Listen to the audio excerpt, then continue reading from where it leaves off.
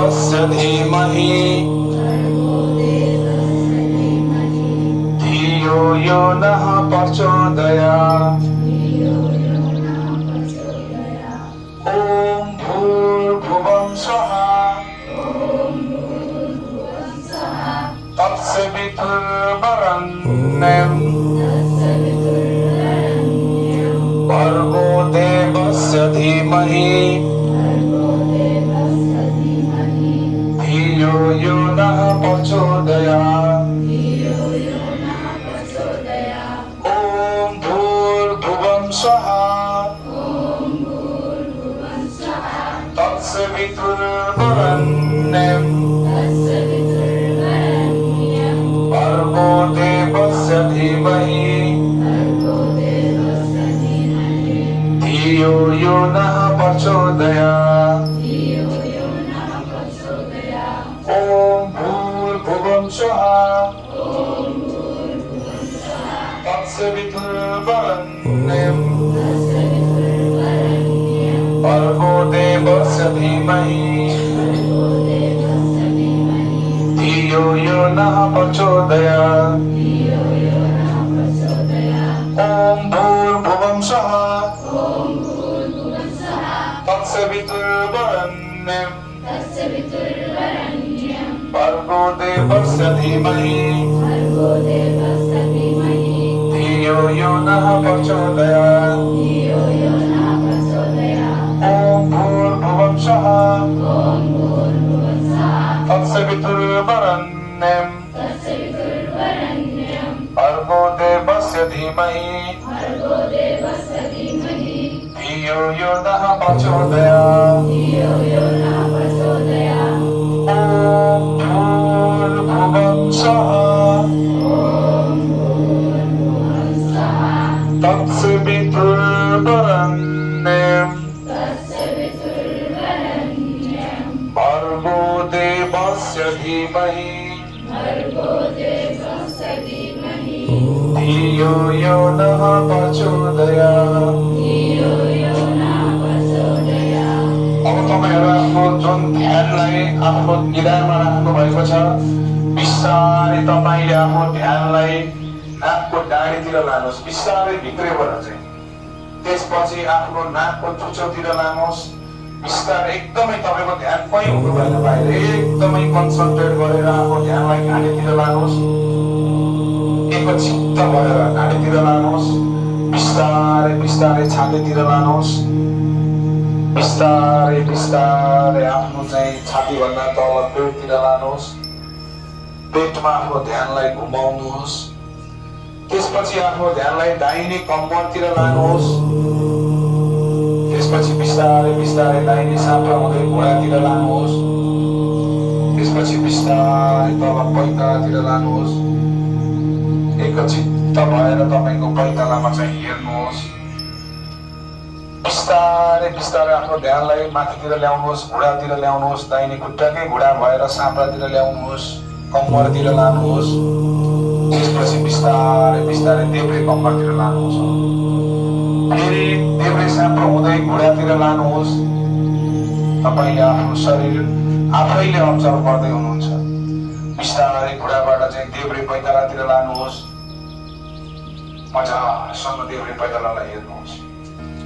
त्यसपछि बिस्तारै बिस्तारै आफ्नो ध्यानलाई देब्रे पैताला हुँदै माथि घुँडातिर लानुहोस्, घुँडाबाट साँप्रा हुँदै देब्रे कम्मरतिर लानुहोस्। बिस्तारै तपाईले कम्मरमा ल्याउनुभयो, फेरि बिस्तारै माथितिर जानुहोस्, पेटतिर लानुहोस्, बिस्तारै छातीतिर लानुहोस्, छातीको दायाँ बायाँ आफ्नो ध्यानलाई दायाँ बायाँ गराउनुहोस्।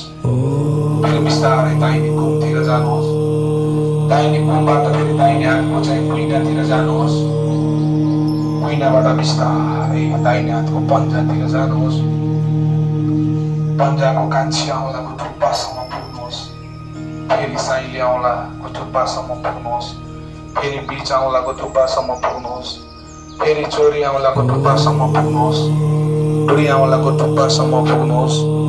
बिस्तारै बिस्तारै तपाईको हत्केलाको बीचमा आफ्नो ध्यानलाई ल्याउनुहोस्। एक चित्त भएर तपाईले आफ्नो हत्केलामा हेर्नुहोस्, दाहिने हातको बिस्तारै बिस्तारै हातबाट फेरि घुँडातिर लानुहोस्, दाहिने हातकै घुँडातिर। बिस्तारै बिस्तारै दाहिने हातको कुमतिर लानुहोस्। फेरि देब्रे कुम दायाँ कुम, देब्रे कुम दायाँ कुम गराउनुहोस्।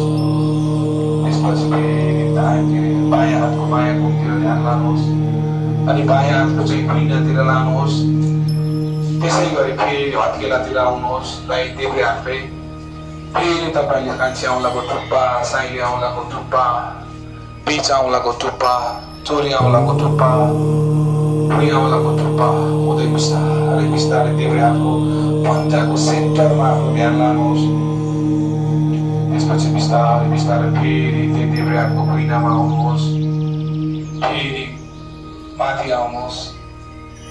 बिस्तारै फेरि दाहिने कुम देब्रे कुम, दाहिने कुम देब्रे कुम गर्नुहोस्। बिस्तारै छातीमा सेन्टर गर्नुहोस्।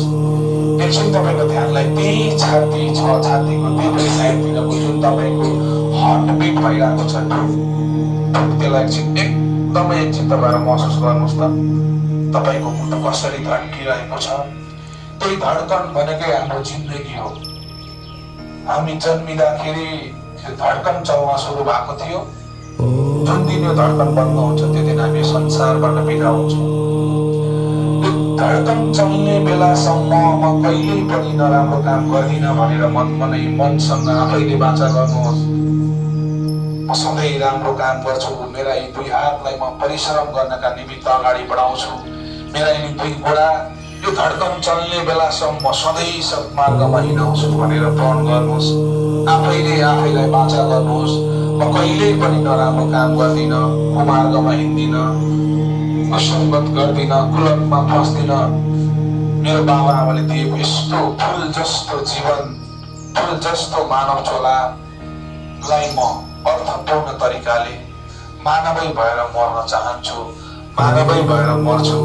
भोलि बिहान म यो धड्कन चल्न छोडेपछि यो संसारबाट बिदा भए पनि सबैको आँखामा, सबैको दिमागमा स्मरण भएर सधैँ अमर भएर बस्ने कोसिस गर्नेछु भनेर मुटुसँग वाचा गर्नुहोस्। तपाईँको ढुक ढुक ढुक चलिरहेको त्यो धड्कनसँग वाचा गर्नुहोस्। म मेरो जीवनलाई रङ्गीन फुल जस्तो बनाउन चाहन्छु, हरियाली वातावरण जस्तो बनाउन चाहन्छु, हरियाली जङ्गल जस्तो बनाउन चाहन्छु भनेर प्रण गर्नुहोस्। त्यसपछि बिस्तारै बिस्तारै घाँटीतिर आफ्नो ध्यानलाई ल्याउनुहोस्। बिस्तारै बिस्तारै त्यसलाई घाँटी हुँदै आफ्नो टाउकोतिर लानुहोस्।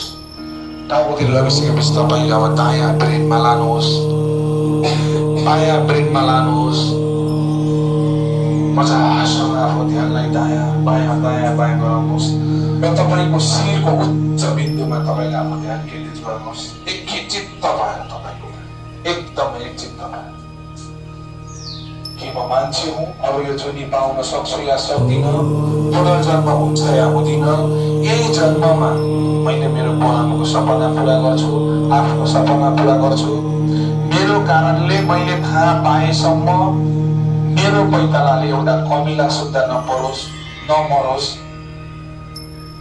मेरो हातबाट कसैको हत्या नहोस्, मेरो कारणले कसैले दुःख नपाओस् भनेर म आफैले आफैसँग प्रण गर्छु भन्नुहोस्। र तपाईँको जुन नमस्ते गरेको हात छ त्यसलाई दुईटा आँखामाथि राख्नुहोस्। त ल दुईटा आँखामाथि राख्नुहोस्। बिस्तारै बिस्तारै त्यो आँखा माथि तपाईँको हात राखिसकेपछि हल्का जुन आँखालाई मसाज गर्नुहोस्। त त्यो तपाईँको माथि छ नि परे लागिएर त्यो आँखी भाउनीको साइड त्यसलाई हल्का हल्का यसो मिल्नुहोस्। त दुईटा हात राखेर आँखामा हल्का हल्का मिच्नुहोस् अनि बिस्तारै बिस्तारै चाहिँ आफ्नो अब आँखालाई चाहिँ खोलेर रिल्याक्स फिल गर्नुहोस्। बिस्तारै बिस्तारै आफ्नो आँखालाई खोल्नुहोस्। अब बिस्तारै संसार हेर्नुहोस्। तपाईँले भन्दा अगाडि हेरेको यो क्लास र अहिले हेरेको क्लासमा पक्कै पनि फरक पाउनु भयो जस्तो मलाई लाग्छ। जीवन हाम्रो जीवन फुल जस्तै छ। हामी फुल जस्तै जीवन बनाउन जरुरी छ। गुलाबको फुल भनेको कति ब्युटिफुल फुल छ होइन? छ कि छैन? गुलाबको फुल हामी सबभन्दा राम्रो मान्छौँ नि त, तर त्यो मुस्तो काँडाको बिचमा फुलिरहेको छ होइन? त्यसको काँडाको बिचमा पनि कति सुन्दर भएर फुलिरहेको छ। त्यो भएर थुप्रो सङ्घर्षको बिचमा हामीले हाम्रो जीवनलाई फुलाउन जरुरी छ।